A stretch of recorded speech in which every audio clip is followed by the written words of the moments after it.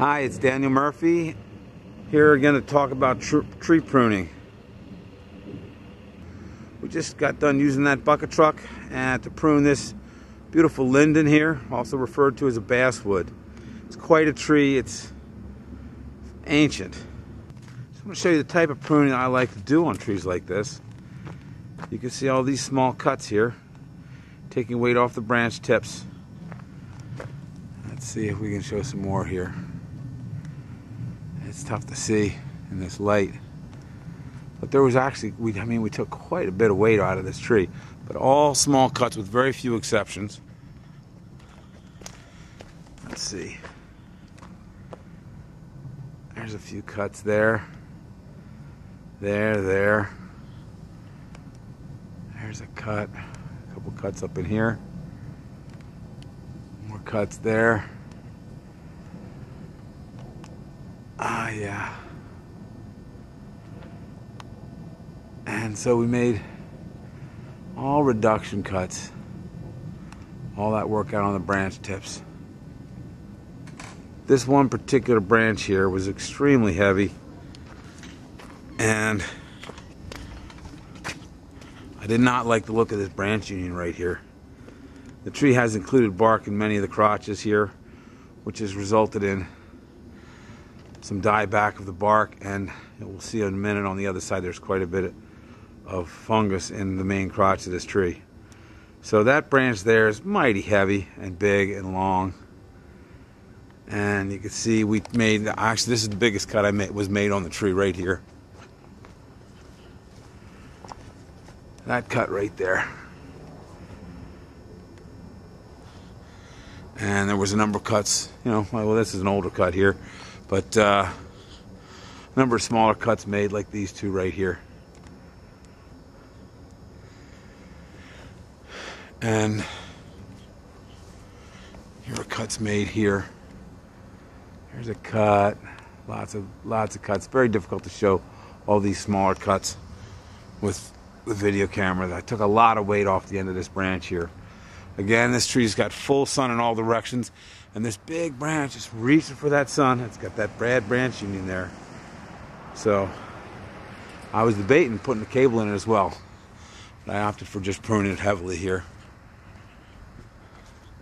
And some more smaller cuts were made here, you can see, and taking some weight off over the roof, peak of the roof there. Ooh, there's a little hanger right up in there. So there's some more cuts, examples of cuts that were made. These are target cuts made by the climber. The buck was only able to get access to the tree from that side, the other side of that little boxwood hedge there. So I couldn't really reach this side of the tree. This side was all pruned by hand. And again, we'll take a look. It's, many small cuts. And let's take a look at that decay area. There's significant fruiting bodies on this fungus here. And you can see all, from here all the way up, fruiting bodies, more fruiting bodies. That's the main crotch of the tree right there. So tough to see if you could tell from here, but that was cable. There's a cable right there. Nice and high. Put through bolts on it to protect it from failing here. And then one more bad branch union. This side isn't so bad here. It looks okay. And the top of the branch union looks okay, but this side doesn't look too sporty at all. This decay right in here. And that's a large crack starting to open up there. So the second cable is right up there. You can see it side to side there. Not sure if you can see that or not. Where is it? Can I see it? That's the question. I just put it in. I should be able to see it. Alright. There's the one going side to side over there. And there's this one here. Coming straight back over here. There it is. You see it. So a lot of slack left in those cables because there's no leaves on them this time of year. And I am of the school of belief that says should let the tree hold itself up and the cable should just back it up. I wanted to give some clearance to the corner of the roof over here. You can see some larger cuts made over here. There's a reduction cut and another reduction cut, smaller reduction cuts up there. And what do we got over here? This guy was cut back significantly, and there and there. And a few more smaller cuts up there. And then some small cuts up in here too. Let's see if you can see that one there. And then I made some larger, actually 2 significant size reduction cuts. They don't look too big from here. And then all these branch tips were pruned either by hand or with the bucket truck. I was able to sneak the boom of the bucket right between the magnolia and the linden here and get out there and make all these small cuts here. And the amount of weight that we took out had a lot to do with what we assessed to be the structural integrity of that branch or that lead. So this one here wasn't too bad. I didn't hit it too hard. Whereas this lowest one here, going out there all heavy and reaching with a bad branch union, I hit that pretty hard. So we'll see how the tree responds. I was very happy to get a chance to prune this tree. It's just a phenomenal tree. See if I can give you some perspective here on this tree. The tree's got to be 4.5, 5 feet DBH here. It's a big one. Let me see what we could use for perspective.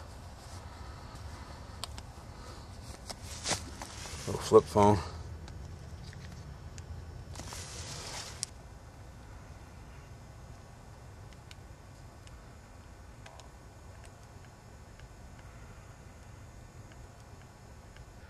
I did want to mention one other thing. See how there's little rock retaining wall around the base of the tree? And I generally recommend they be removed. I mean, it's been here a long, long time. We still have some root flare showing here, obviously. So the grade hasn't been raised that much. But I just don't like this. I saw one tulip tree many years ago that had all the tips dying back and was filling in with a bunch of water sprouts. And I was 99% sure it's because they had built a small retaining wall around it and strangled off the main roots, and all the new roots were just growing up in that area of fill. So wanted to get your opinion about that, if you have a take on whether that's a good thing or not. At this point, I mean, it may be just as much harm to the tree to remove it as it is to leave it. So it's always a tough call, situation like that. But this is a magnificent tree, and I wanted to share it with you. I sure hope you enjoyed the video, and get out there and prune your trees on the branch tips. Don't make cuts on the main trunk. You'll see that's an old cut. That wasn't us. But there's not one cut on any of these main branches. Well, I mean, not one on the main trunk or any of the main leads here. That is the kind of cut there that I just dislike. That's got to be 7 inches in diameter, and it's just going to decay. You can see the decay starting already. What's it going to look like in another 20, 30, 40 years? May not be able to stop that. And then there's decay on the other side of this limb too. You're going to have a big hollow in the middle of that tree. It's already got enough problems. Just compounds it. I wouldn't do it. It's a beautiful day. Hope you're enjoying yourselves. So thanks a lot for watching.